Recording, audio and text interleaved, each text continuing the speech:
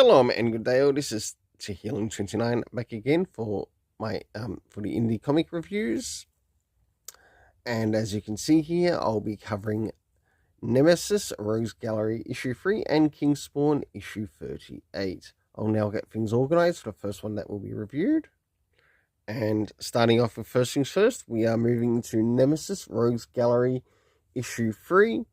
And does this cover in any way, shape, or form connect to something that is happening inside it with the story? Sure enough, it does, to which I give it a 7.5 out of 10.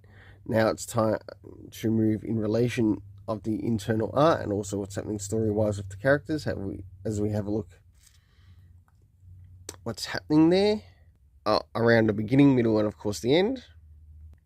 So as the story begins, we end up catching up with the character of Nemesis as he moves into some of his either allied or foes' places to take them on. But this time he has what is presently called in the story the Rookie. Or in other words, his sidekick.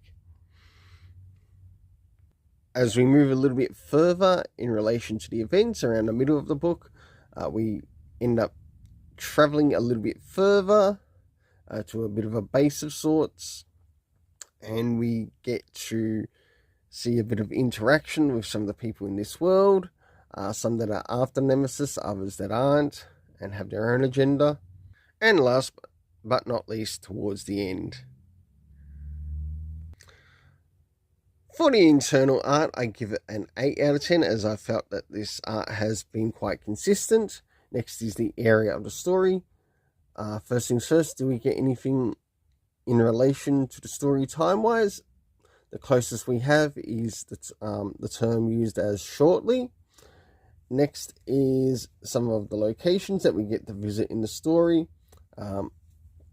One being San Diego, a mansion, and of course downstairs at a place that we visit. The cast of characters consisting of Nemesis and, of course, Rookie. For the overall story rating, I give it an 8 out of 10. Now it's time to move into Kingspawn. So as we move into Kingspawn, does this cover in any way, shape, or form connect to something that is happening inside with the story? In some essence, not so much, but I do quite like what they're trying to do with the cover, to which I give it a 7 out of 10. Next is the area of the internal art as we have a look around the beginning, middle, and of course the end, and also what is happening story-wise with the characters.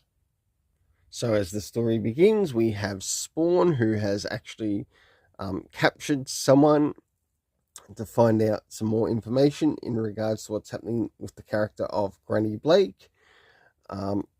And with him, we also have the character of Cygor, which appeared in the last issue. And of course, with him returning to the character of Al Simmons in appearance, we get quite a bit of interaction between the characters. As we start to move towards the middle of the story, we learn that we now have an assassin on the loose. In this case, a ninja assassin that will be sent out to, guess who? Take out Spawn. So no doubt this really sparked my interest within the story. And then last but not least, towards the end, to which we get Spawn versus Ninja. Woohoo! And it'd be really nice to find out the name of this actual ninja that's been sent out to take him out. Or should I say, Shinobi.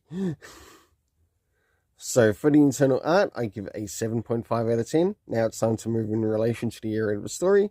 Considering how far we are in the story, did we get any comic book references to any of the previous issues? No, we didn't. Next is the area of time, to which we had later, a few hours later being used. Next is the location, to which we didn't really get any indication of many of the locations by name, which made it a little bit difficult. Next, we have the cast of characters, to which we have Spawn, Granny Blake, Cygor, and of last but not least, the new character of the ninja, or the character of the ninja that's made an appearance. For the overall story rating in this, I give it a 7.5 out of 10. Until then, let's keep it colourful and have yourself an awesome day.